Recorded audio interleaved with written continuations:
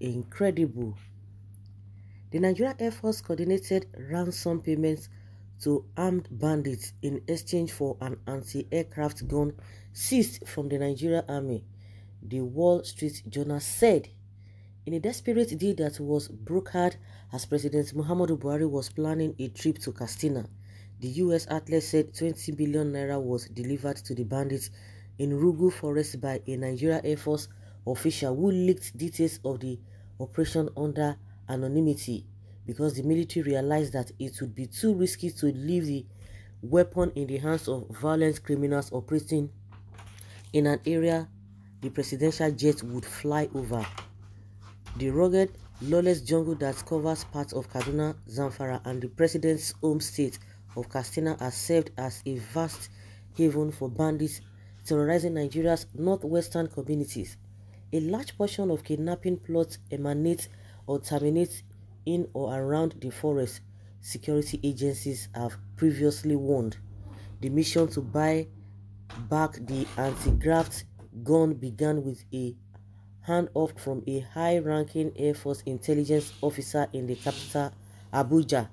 A black zip-up bag, he said, was full of 20 million naira, the paper reported, after stating that such military hardware in the hands of bandits posed a threat to President Muhammadu Buhari, who had been planning to fly to his hometown about 80 miles away. The gun truck with 12.7 caliber anti-aircraft fire was reportedly disassembled and transported back to the military on motorbikes after the deal was concluded. The journal did not specify when the deal was brokered or the presidential trip that was planned. The president has been in his hometown at least twice this year, that this office disclosed to the public. The first trip was in late January and another in July. Although the Nigerian government claimed combat victories against armed bandits, several military bases have been sacked by the violent criminals, dreaded largely for their abduction of school children and prominent personalities, including politicians and emirs. Last month, a forward operating base crucial to the military campaign against banditry was raided in Zamfara, leaving at least 12 officers killed. The bandits also seized military equipment when they captured the base in Dansadao, about 80 kilometers south of the capital Gusau, in the September 11 operation.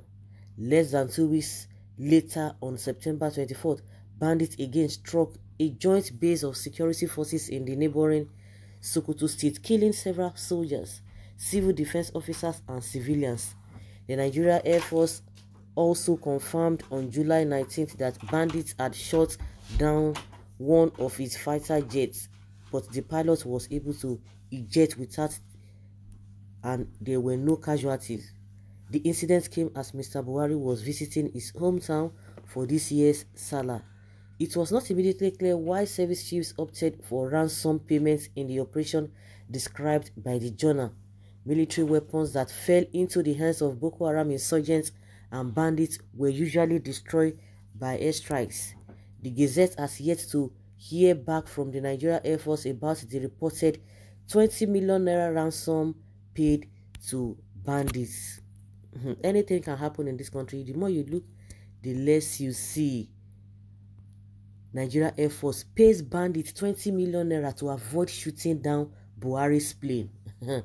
Is that not incredible?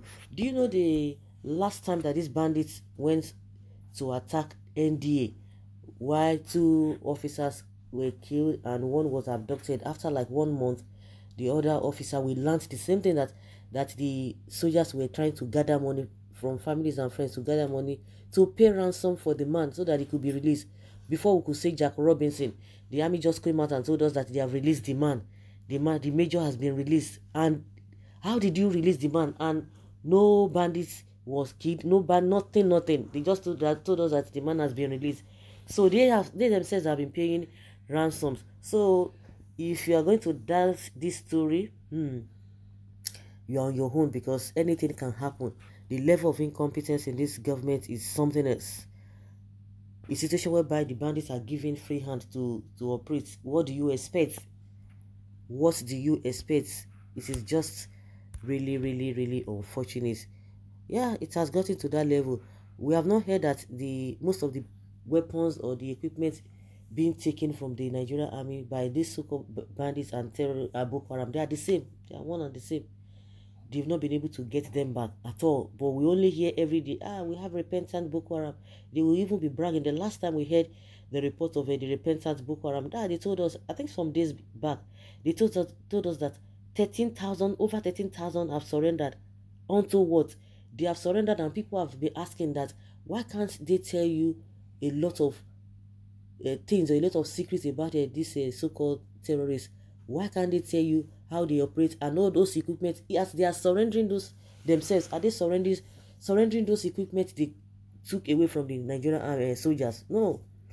Well, just I for one, I don't even believe in all of those things. They're just doing that for face saving.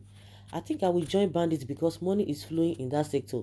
How true is this story? Though they have the capability to shoot down the aircraft, since they could do so on faster and evasive Alpha jet bomber. Shameless country, the only time you would see strength is on civilians, especially in the southeast. This government don't finish us, so imagine if na good luck do this kind of thing. It would have been a different thing. Who get the account they paid the money into, and can't bank accounts find the owner of the account? Are you not in this country when they told us that we learned that bandits now, that before you can pay any ransom, you pay through the bank? So what are we talking about? So just like I said, if you doubt this, to your own disadvantage, Buhari has already destroyed the country. Whoever takes over from him will definitely find it very difficult to rebuild the country. Well, someone is asking that the People's Gazette, must you spread falsehood, lies, hatred, and overheat the polity with unnecessary tensions? Very unfortunate hatred. You call it hatred. You can still tell us that there are no people like S-men, or we don't even have bandits in the first place. Did you carry out any form of investigation to find out if what they publish is true or false? How come nobody, not even the government that you are defending, have sued them for libel over several of their publications? Are you part of those who believe that the government does everything right? That's a good question there. What a country. It can't be true. Really? Nigeria Air Force must be insane. Everything is possible in this country. Anybody that believes this needs a brain replacement. Where is their newly acquired Super Tucano jets? Their strength is only on the armless civilian, like the Shiite, the youth protesting against injustice and police brutality, the IPOPs, the Igbos, and the innocent citizens of the South, for no other reason but just the hatred in their heart. But thank God, for he is God, not a man. That is why he has been visiting them with the evil they measures for other regions. Why bribe them and encourage corruption? They can shoot it down. We have the resources to get a better one for Mr. President. We Nigerians can actually pay you 100 million naira to shoot it down. Some will say it's Biafra news, but it might be real. A lot of things are happening under this regime. Even other governments, all of them, they are party, or forget them.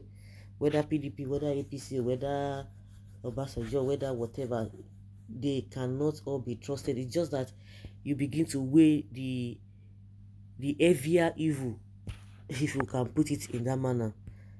This country, the more you look, the less you see. So guys, let us hear your opinion in the comment section. Thank you.